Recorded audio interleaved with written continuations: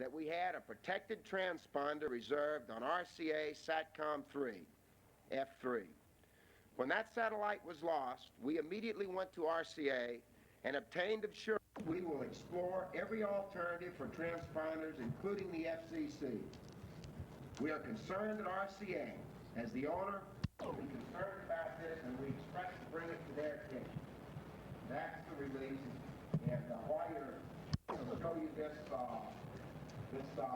short video tape, and then I'll come back up and answer any questions. Tinch, maybe you'd better come up here and answer those questions, okay? We keep that transponder subject to the normal tariff problems and that anybody else with a transponder is subject to, of course. If addressed, that's... Could you explain the relation of what you just said to this sentence in here that says, it so happens that we have had since December 23rd, 1976? Yes, the suit is based upon a written agreement, yes. What was the first? Voice and data traffic, 19, 14, what's the other one? Is it 15? 15, 19, and 14. They'd had some problems with 14 in the past. We really prefer 14 because it reaches Hawaii too, and 15 and 19 do not. And we had contracted for, we had been allotted 14 on SATCOM 3, which covered Alaska and Hawaii, because the cable systems really want the news network, particularly way out. The primary thing that we're going to do is we're going to the FCC too to ask them to rule. The FCC could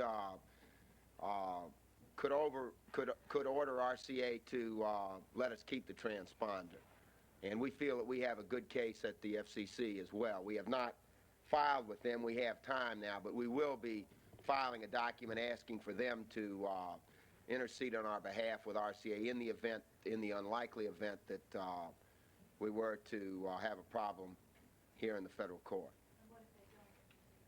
Well, then if they don't, then we would either have to work out another arrangement. We might have to go for a period of time.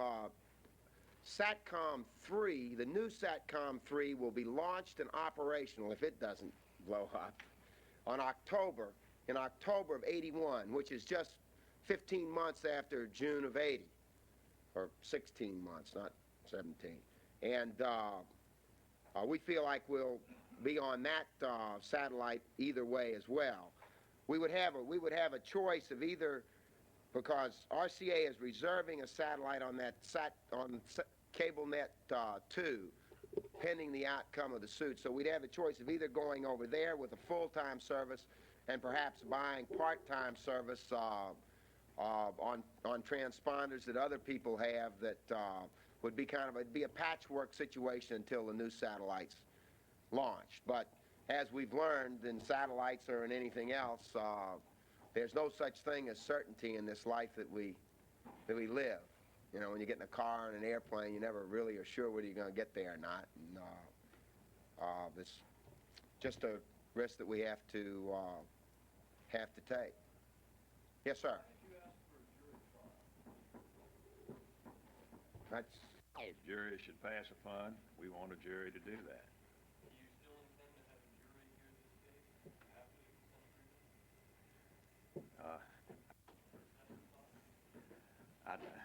I don't know whether Mr. Turner's testimony would be needed to show that we're entitled to the transponder under the contract, which is the basis of the suit.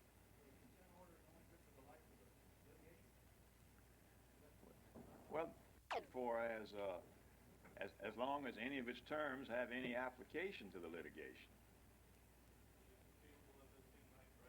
But worried during that period at the Cable News Network, we went right ahead. So you haven't No. 5 people since that.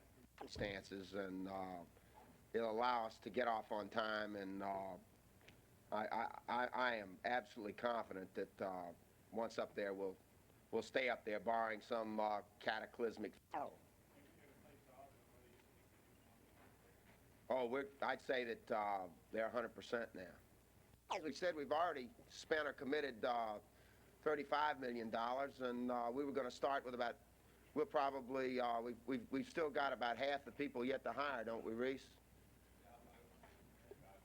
So we'll, when we go sign on June 1, we'll have committed 50 million, just like we're right on budget. No, the legal fees, they won't be all that much, you know. What's another 100 or so thousand, you know, when millions are at stake. It's like bus fare, car fare, MARTA fare. RCA to provide it to them. But I'm sure there's filings all over the place. But you'd have to check that one out. We're basically 4,000 cable systems in the country, and earth stations are now down to about $10,000 a piece. So if you were going to use another satellite and furnish cable systems with each one of them with their own earth station, you're only talking about $40 million, which may sound like a lot of money, but it really isn't. The time is going to come when that second satellite will be viable. There are 8 or 10 services that are going to, in the next few months or year or so, go up on that satellite, and there will be cable operators that will be building second earth stations. So in time, particularly the larger cable systems will probably in time have 2 earth stations. But it would really hurt the cable news network because we intend to be available everywhere. Services like Spanish International's Gala Vision or Pay Movies in Spanish certainly would only be in the markets where there's a heavy concentration of Spanish-speaking people, and there are probably only 30 to 50 markets that would for us. But I think the people of America need this in-depth news service, and I'm willing and have been willing all along to risk everything that I have to provide that service, and we're going to provide it come heck or high water. We're anticipating that we'd